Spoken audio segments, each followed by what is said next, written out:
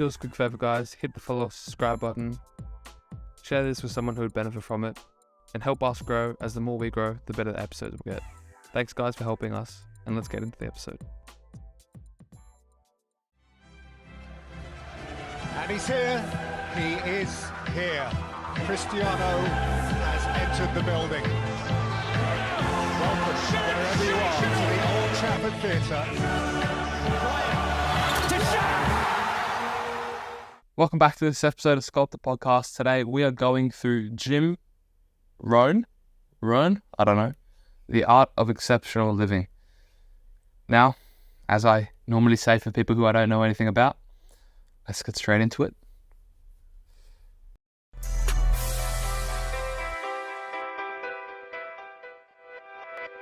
Now, why would we pay somebody only $4 an hour? They're not very valuable to the marketplace. Now, we got to make that distinction, to the marketplace. Might be a valuable brother, a valuable member of the community, valuable member of the church, valuable member in the sight of God, to the human family, of course, those kind of values. But to the marketplace, which is called what? Reality. Reality is, if you're not very valuable, you don't get much money. Those are called the facts. I mean, that's how that is. Well, then how do you get more money? Simple answer. Somebody says, well, I'll go on strike for more. Well, here's a major problem with that. You can't get rich by demand.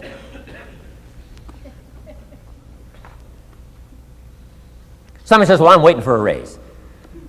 I'm telling you, it's easier to climb than to wait for a raise. Why not just become more valuable rather than wait? I'm telling you, that's the key to all good things. Becoming more valuable. Why would we pay somebody $400 an hour? They've become more valuable to the marketplace. See how this works? I'm telling you, this stuff is so easy. This is America. This is a ladder. How far is it from 4 to 5? I'm telling you, it's not far. $4 to $5 an hour? If you work for McDonald's, haul out the trash, they'll pay you $5 an hour. If you whistle while you haul out the trash, they'll pay you $5 an hour. I'm telling you. You'll get an extra $1 just for a good attitude. Yay, McDonald's. Wear the hat. It's incredible. $5. And then you just keep becoming more valuable, more valuable, more valuable. I got a telephone call 5 years ago. The company said, we're ready to expand internationally. We need some help. I was sort of semi-retired. Right? Looking for the next exotic beach. They said, no, Mr. Rohn, we got a project for you. Right? Going to expand internationally. We could use your help. Next little while, we'll add some millions to your fortune, make it worth your while. I said, okay. I thought later, isn't that interesting that they called me? My second thought was, of course they'd call me. Who else would they call? I mean, I can get the job done. Now, how come I got a telephone call worth millions? I had become valuable. Now, I'm a farm boy from Idaho. I was raised in obscurity. 1 year of college, and I thought I was thoroughly educated. Made all kinds of mistakes galore. At age 25, the creditors are calling me saying, hey, you told us the check was in the mail. I got pennies in my pocket. I got nothing in the bank. I'm behind on my promises. How come I get a telephone call 5 years ago and it's worth millions? I changed. I turned my life around. Is it possible to become worth millions? Speaking economically, now there's a lot of values to become, but let's just talk economics. Is it possible to become that valuable? And the answer is, of course. Now let me give you the secret. Shoaff said, here's the secret, Mr. Rohn. Learn to work harder on yourself than you do on your job. Once I got that, it turned my life around. Learn to work harder on yourself than you do on your job. Results, everyone. That was interesting. It's exactly what Nightingale said, if you listen to that episode, where he's saying, just spend 1 hour a day learning about psychology, and in 5 years' time, you'll be earning much more than you ever thought was possible. Just an interesting point, and I like that perspective. It does seem like I don't want to say this in terms of like being weird about it, but I guess it's typically older people who are saying it. Now, take that with a grain of salt. It may just be because I've listened to a few older people recently, and they're all talking about living a good life. But interesting to note, and something I'd be interesting to see if I hear more of with younger people today. Once in a while, you got to take a measure, see how you're doing with these three pieces: philosophy, attitude, activity. Now we take a measure called results. What is the results at the end of the day, the results at the end of the week? You can't let too much time go by without checking. When time goes by, 6 years I'd been out there working when I met my teacher, Mr. Schoaf. Schoaf said, well, Mr. Rohn, let's just go through a little summary here. He said, in the last 6 years, how much money have you saved and invested? Let's go through a little tab list here. How much money have you saved and invested the last 6 years? I said, what? 0. He said, you have messed up. You remember these notes. I like that. You've messed up. He said, who sold you on that plan? I thought, my gosh, the man's right. I'm a nice guy. I bought the wrong plan. What if you were 50 and broke? Right? Didn't need to change countries. Bought the wrong plan. What a sad scenario that would be. But Schoaf said these questions. Let's go through some results. He said, how many books have you read in the last 90 days? I said, what? 0. Wisdom of the world available? Change your life, change your future?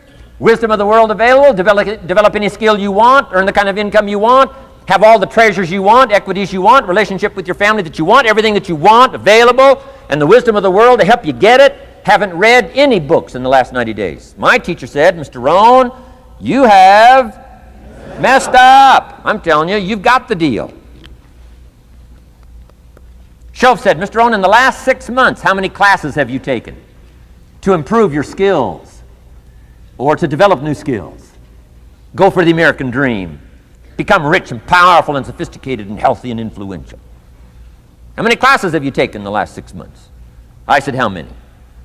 0. He said, you have messed up. He said, you don't need to unmess the country. You don't need to straighten out the perplexed. You don't need to straighten out any of this stuff. All you've got to do is look within and let results teach you a great deal about your own activity, your own attitude, and your own philosophy. I went through that process. Take this phrase home. Results is the name of the game. What other game is there? Results. Here's all life asks us to do: make measurable progress in reasonable time. Just take home that little phrase, good phrase. We're asked in life simply to make measurable progress in reasonable time.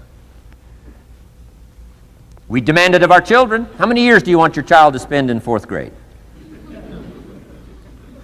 Approximately. About 1. If it looks like they're not going to make it, we pour on the pressure, called legitimate pressure, lack of results. Peer pressure, family pressure, school pressure, community pressure. Every other kind of pressure we can bring to bear. What? You can't stay more than 1 year in 4th grade. As parents, you'd have to leave the community. You say, well, what if they're nice kids? Wouldn't you give them 3 or 4 years? And the answer is no. You got to make better progress than that. So you got to check fairly often. Some things you got to check every day. Some things you got to check at least by the end of the week. Salesman joins this little sales company. He's supposed to make 10 calls first week. Wouldn't it be legitimate to call him in on Friday and say, John, what? How many calls? I mean, this stuff is simple. John says, well. Say, John, well won't fit in this little box here. Well. Now John starts with a story. You say, John, I made this little box so small so a story won't fit. I don't need a story. I need what? A number. A number. What will a number tell me? Everything. John's supposed to make 10 calls. What if he made 20? You say, wow, wow, we got somebody. What if he only made 1 call? Whoa. Will that tell us something about John's philosophy? And the answer is yes. Will it tell us something about his attitude? Of course. Will it tell us something about his disciplines? Of course. And if he wants a lesson in life change, all he has to do is be willing to face the numbers and come up with the results that will teach you to either celebrate if you got good results or fix whatever needs to be fixed in your philosophy, attitude, activity called disciplines.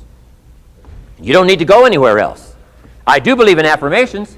And they are valuable as long as you affirm the truth. Because it says in ancient scripts, the truth, what?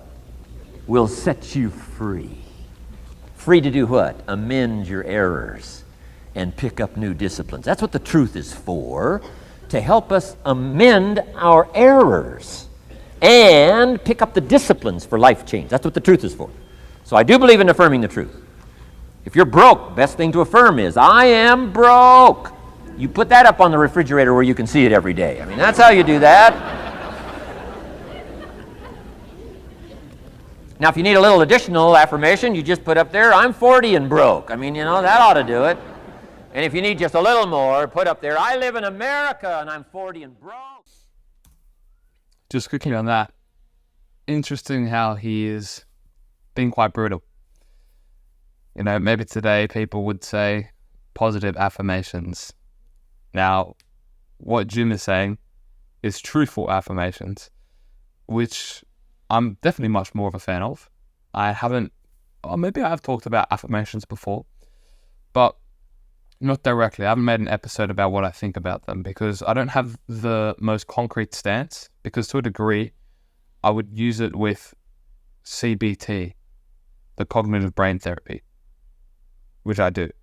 So to a degree, I use affirmations, but they're reconstructed in truth. But I don't go into a mirror and say affirmations to myself every morning like a cliche affirmation, stereotype could be. But truthful affirmations definitely make much more sense. That's enough to turn your life around. It says, hey, something is wrong. Somewhere I have messed up. And I'm telling you, if you'll start with that, it's called the process of life change, and it doesn't matter how small the process is to start. One discipline starts it, and then one discipline feeds another, and the first thing you know, you've got this whole cycle in an upward positive motion. And it's called life change. It's called income change. It's called health change. Relationship with your family change. Equities unprecedented that you can have in numbers that will stagger the imagination if you do not curse what's available and start amending what's possible to get the results that you want. I don't think I can put it in any better language. Let me give you the day that turns your life around as quickly as I can. I got 4 parts to the day that turns your life around, and then we're finished for the day. Number 1, disgust. Disgust. Disgust is a negative emotion, but it can have a very positive, powerful effect. Disgust says, I've had it. What an important day that could be. I've had it. Wow. I met a beautiful, powerful, accomplished executive lady in New York. The company invited me to come in. This lady was a vice president, extraordinary lady. I got to know her and I found out her story. I said, how did you get here? Big income. And she never went to college, never went to university. I said, how did you get here? Executive, powerful, income. She said, well, let me tell you part of the scenario. She said, when I was a young mother a few years ago, she said, one day I asked my husband for $10. And he said, what for?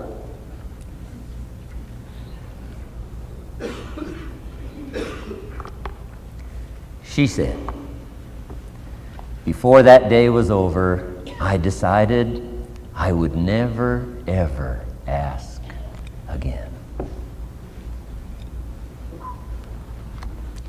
She said, I started studying opportunity, found it, took the classes, put myself through the schools, did the scenario.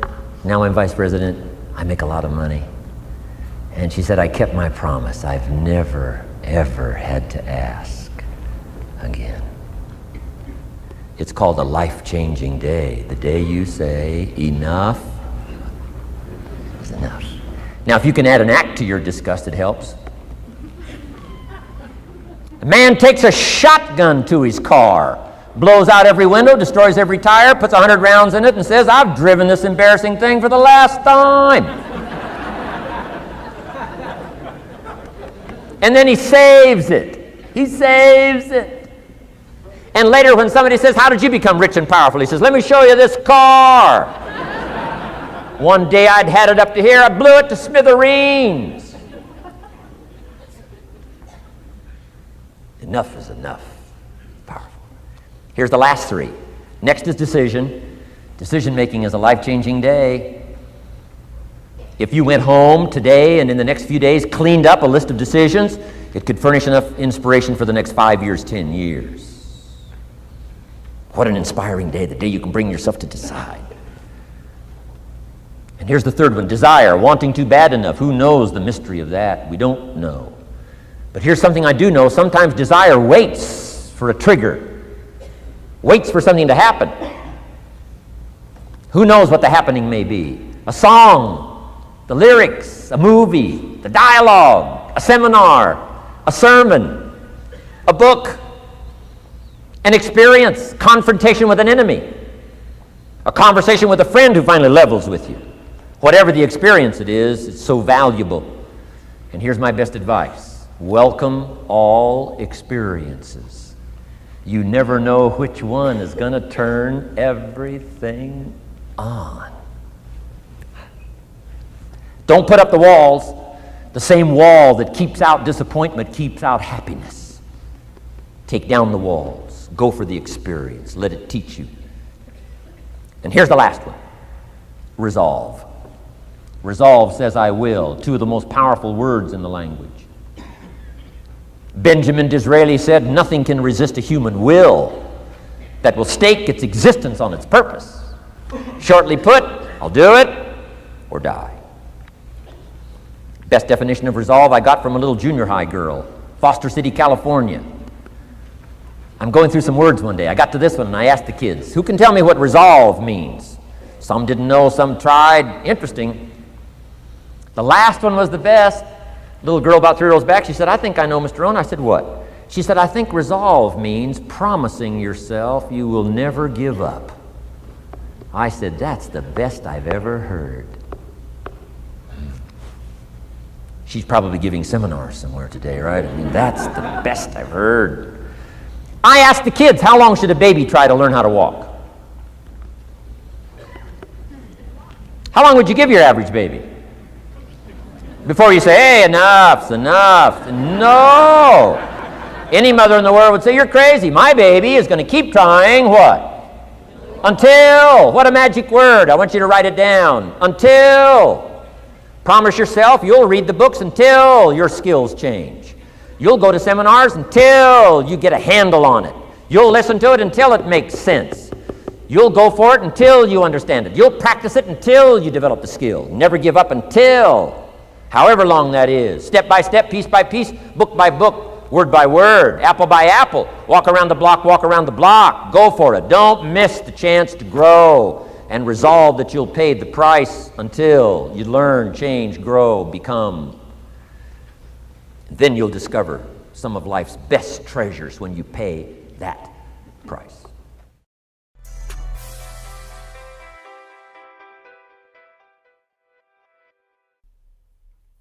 Well, that was very charismatic, very entertaining. The way that he was even saying some of his words was very funny. I think that, like a lot of these videos that I've been listening to, a lot of the time the people are very charismatic, very funny, and they have a really good message. The one thing that I really took away from that was just a few seconds ago, where he goes back to, I'll try and play it from So 1603, he's talking about until. Now, I really like that one because the analogy that he gave, or I guess the perspective he gave, was if a mother had her baby, crawling, she's not going to stop teaching it or wanting it to, get on two legs until it can. And if you have that perspective on something that you've chosen, until you do it, until you achieve X, Y, or Z, you have to keep going. You just do it. You keep going. That's very powerful. And that is what he said there. So there are lots of many good things that he said. And as I mentioned, very entertaining, very charismatic, good to watch, good to listen to. Now I know who Jim Rohn is. But I did like that one, and I hope that you guys got something out of it. And I will catch you in the next episode.